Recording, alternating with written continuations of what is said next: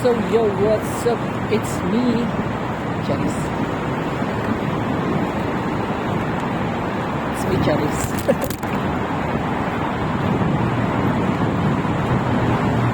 Ganun ako dati sa Darcy pag mag-huddle kami,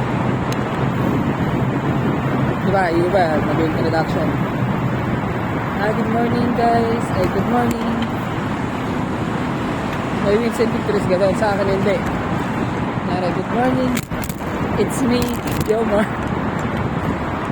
Kaya alam na ng mga katrabaho ko dati pag gumano na, good morning, it's me. Tapos sila magbabanggit ng pangalan, Yoma.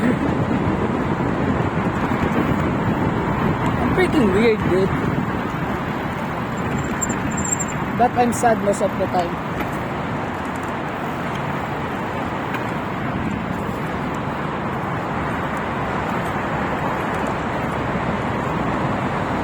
Pagod ako. So, pauwi pa lang ako. Dahil kanina pa. Tulad ng mga nabanggit. Hindi ko kasi pinapost ng video. Kasi po, last week na ng ng isa namin katrabaho. Pa-Europe na siya. Hindi siya nag-resign. Nagbakasyon lang siya. Pero, muna siya. Naglibot. Nag-Georgia tsaka Armenia. Tapos tutuloy na siyang Italy sa Avente. Paalam niya lang magbabakasyon. Ganun gusto kong gawin sana kaso iba tayo ng plan. Medyo mabigat sa bulsa. Yung plano natin 13,000 ang kailangan. Kaya yun kung isipin ko ng sarili ko. Pero need natin magpadala, dude. We're not born rich, but we're not born poor. Middle class. Middle class nung nasa sulpisyo pa si Papa. Before, hindi ko naman naramdaman na mahirap kami dati. So, naramdaman ko siya nung nag-retired si Papa. Tapos na-scam yung pera. Tapos ang kumikita isang tao, si Ate Pen lang. SM. Naranasan ko yung dati. Naalala ko dati Naghanap ako ng kasi wala kaming uling. Tapos pambiling kahoy, uling. Basta uling paggamit namin yun. Third year high school ata ako or second. Wala kaming ulam. Pero meron pa kaming grocery stock. Lucky me na lang. Ang hinihintay na lang namin, sahod noon ni ate. Gabi pa niya makukuha. So wala kaming stock, siya lang inaasahan namin. Mga pinabibili niya. Yung mga gift check na nakukuha sa SM dati. Yung siya nagtatrabaho bago siya nagitong bansa. So, ayun na nga. Naghanap ako ng kahoy. Punta ako sa tiya ko dati. Ewan ko naalala yun ng kapatid ko. Nakaluto kami laki may kanin na kami. So, survive. Ako naramdaman na mahirap kami. Third year nga ako nun. Ay, second year. Kasi third year ako na nagipagbasa si Ate Pen.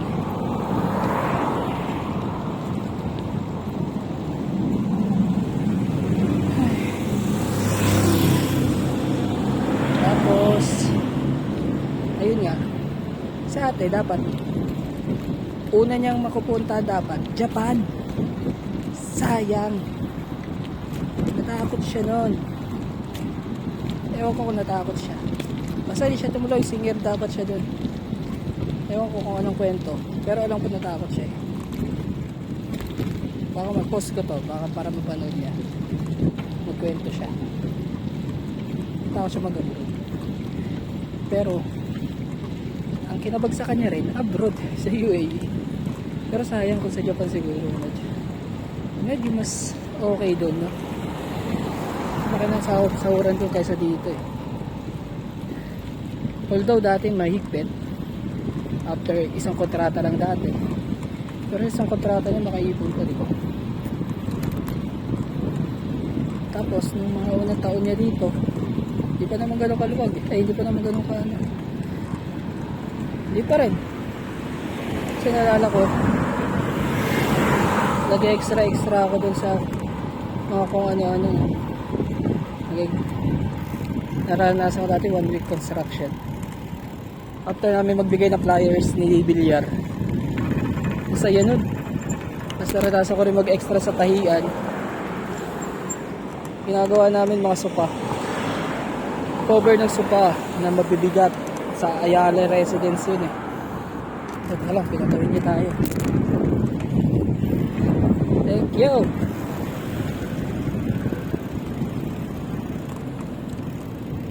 Tapos ayun na.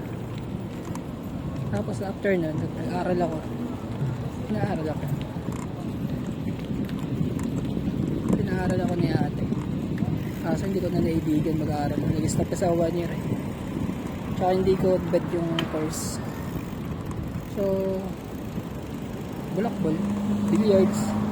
Pero pinagsisisiyan ko na yun ngayon. Mas mainam pa rin na mag-aaral, no?